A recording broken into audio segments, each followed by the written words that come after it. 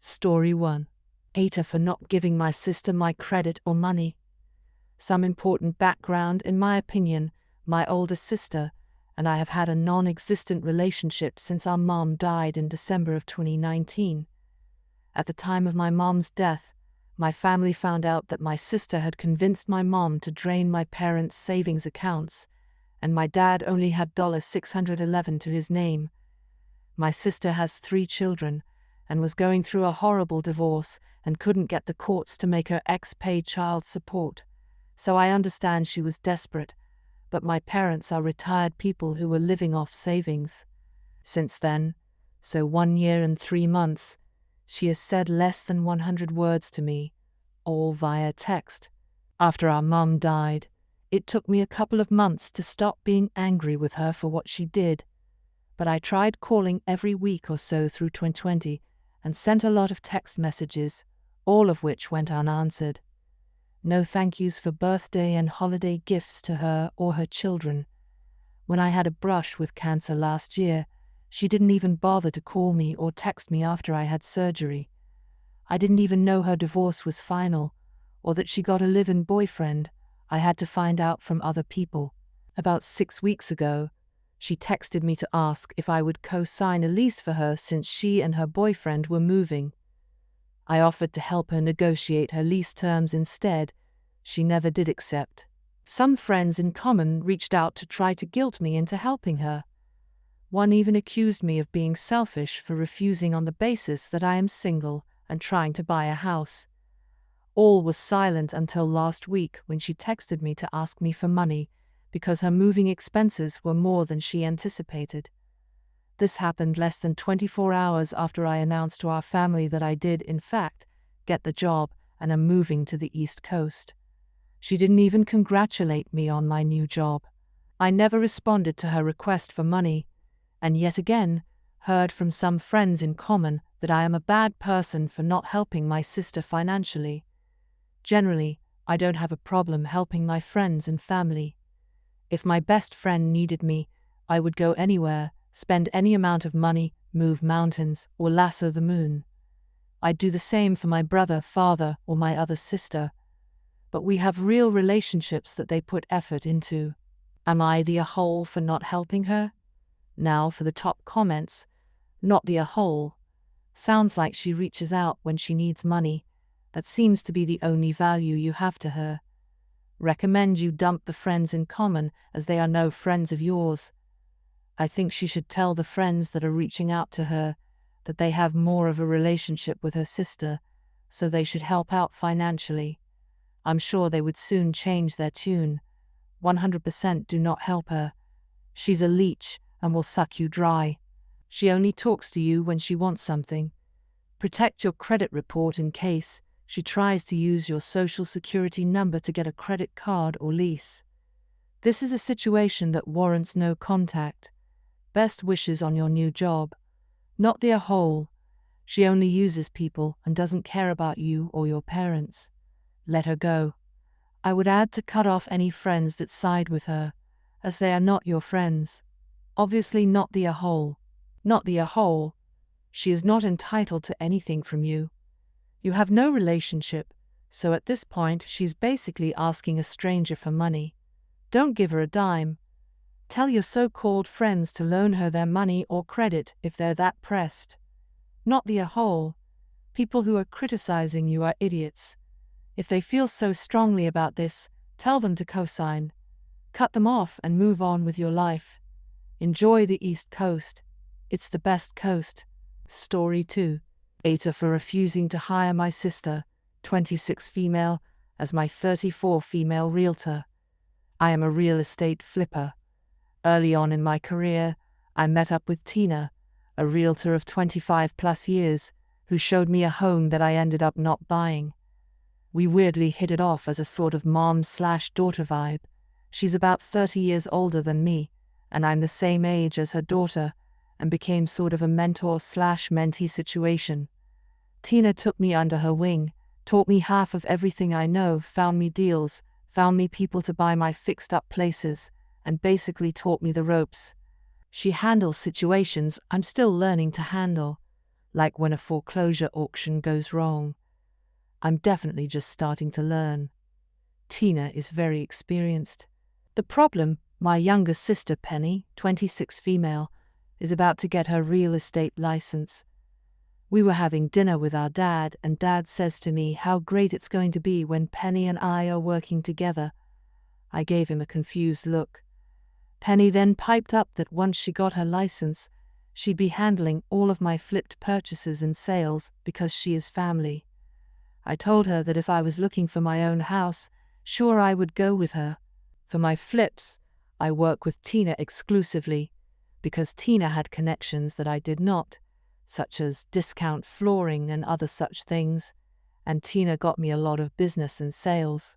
Cutting Tina out would basically remove at least 1/3 of my sales and kill my discounts in a lot of places as friend of Tina, and I'm not willing to do that, especially in these kinds of times. Also, Tina will stop giving me real estate tips for good flip properties if she is not my realtor. Imagine how rude it would be to get a tip from her and then use my sister to buy the property. My sister and Dad are now upset with me, and no amount of explaining can make them understand that this is a business decision, and I simply can't afford to burn this bridge. I told Tina what was going on, and Tina so very graciously offered to help mentor Penny like she has been with me, but Penny was having none of it. Penny is so offended that I would continue to give my business to someone outside the family. I think I've done more than enough to help my sister here, but my father and sister think I am in a hole. I feel like I might be the hole because you are supposed to prioritize family. But then again, I feel like it's unreasonable for me to take a huge pay cut and loss of all my resources just so my sister can get sales, which again will be fewer due to Tina's clients not buying them. So am I the hole for not hiring my sister to replace Tina? Now for the top advice before reading the little update. Not the whole huge gold star to Tina. You told her that your sis wanted you to cut her out. Instead of getting upset herself, she offered to help your sis. This was a business decision and sounds like a good decision. Exactly. Both of their attitudes are exactly why her decision is the smart decision. Experienced, friendly, well-connected and unbiased versus inexperienced, entitled, emotional nepotism. If sister wants the business, to quote the gaming community, get God, not the a-hole. It sounds like your sister was planning to make you her cash cow. You do a lot of flipping and can possibly make her a lot of money. She doesn't seem to care how your business relationships work out as long as she gets a cut of that money. Ops flips/profits drop at least 1/3 so that her sister can make 7% on sales. Maybe ask these Einsteins who is going to make up the difference. Not the a-hole. Never do business with family. Not the a-hole. This is a business decision, and I simply can't afford to burn this bridge. This is all that needs to be said. If your sister is able to build her business to the level of Tina, or just to a level competitive with Tina, that's a different story. But when it comes to business, you have to do what is right for your business. Your sister is being a little petty for not working with Tina, who could also offer her a whole lot of knowledge. I don't understand why she would refuse that offer. Update, plot twist. Working with me was not Penny's idea. Our father told her, of course, I would hire her when she was out of school. We're family. Penny is a little bit naive, and a little bit airheaded is the nicest word I can come up with here. I'm sorry, I love my sister, I promise. It is 1000% plausible to me that she simply just believed my father without coming to me about it. Penny then felt like I reneged on the deal to employ her when she brought it up so casually when we had dinner, as in her mind it was settled and done. She apologized, and we are both annoyed at our father, who caused this communication mess. I plan to talk to him when I'm less salty about it. Penny has said she is sorry for turning down the mentorship idea. I hadn't told Tina because I was hoping Penny would reconsider Tina's offer, and that she only said no because she was angry with me in the moment for breaking my word, but realized I'd never given it in the first place, and it was all our father.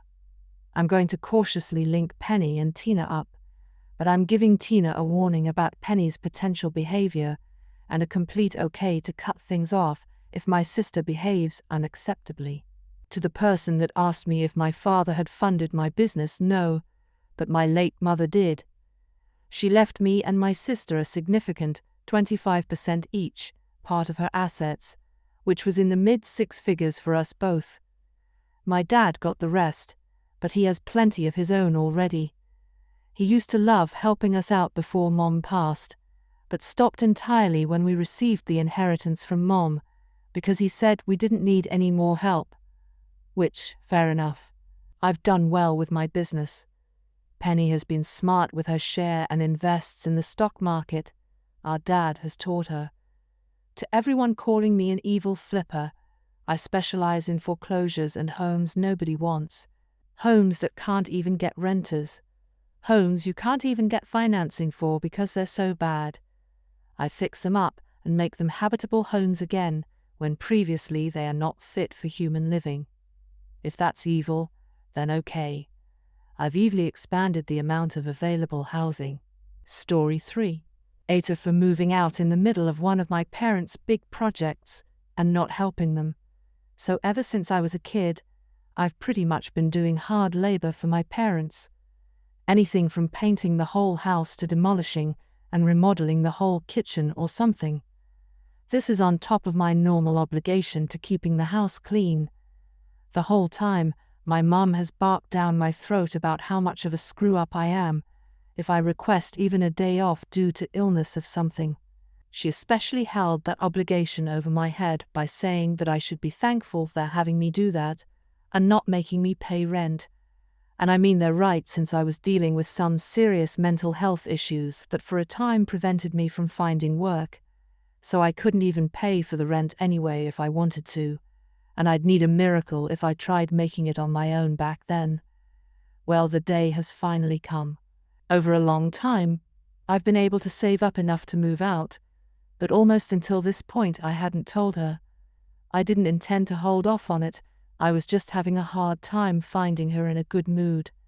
Mom hadn't come up with a project since before Christmas, so outside of my usual chores, it's been pretty easy going. Then about a week before the move date, she started talking about remodeling her closet, which has turned into a hoarder's nest. It's one of the few places that I amazingly hadn't touched up until this point. Yesterday, as she was giving me jobs, I decided to come out and say it. I was actually planning on moving out pretty soon, and I didn't think I'd be able to help her on this. This obviously caught her by surprise, and she flipped out. She started screaming at me that I was inconsiderate, and that I did this just to get out of helping her, to pull the rug from under her just to spite her.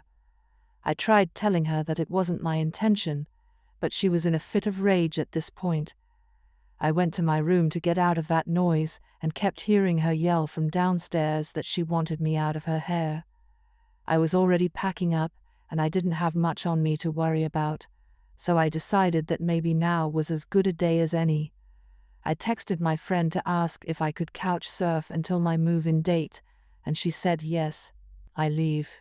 And that night Mom sent me a huge string of texts that I ignore.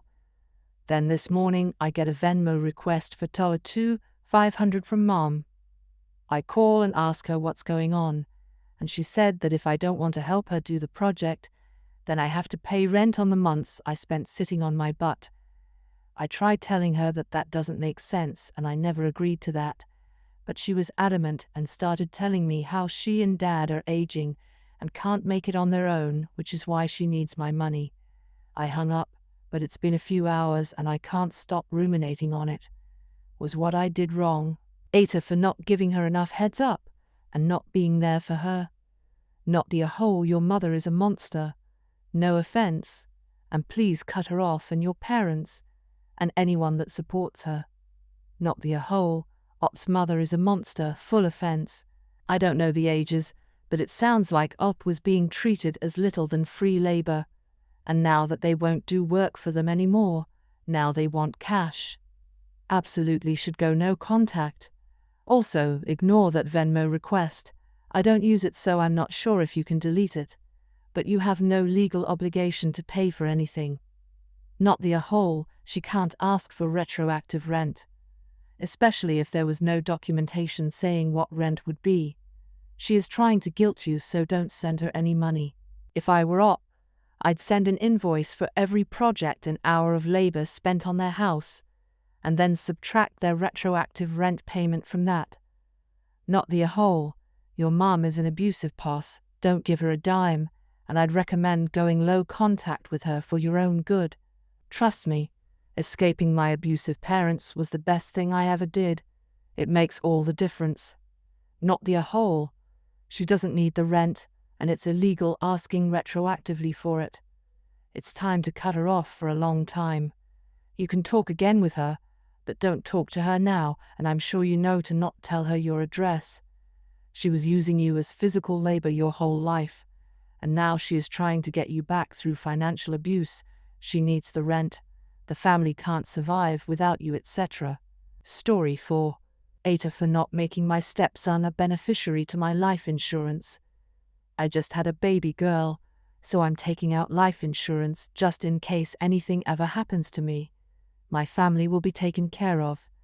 I plan to make my partner my beneficiary, but I am naming only my biological daughter as my contingent. The thing is, I have a stepson.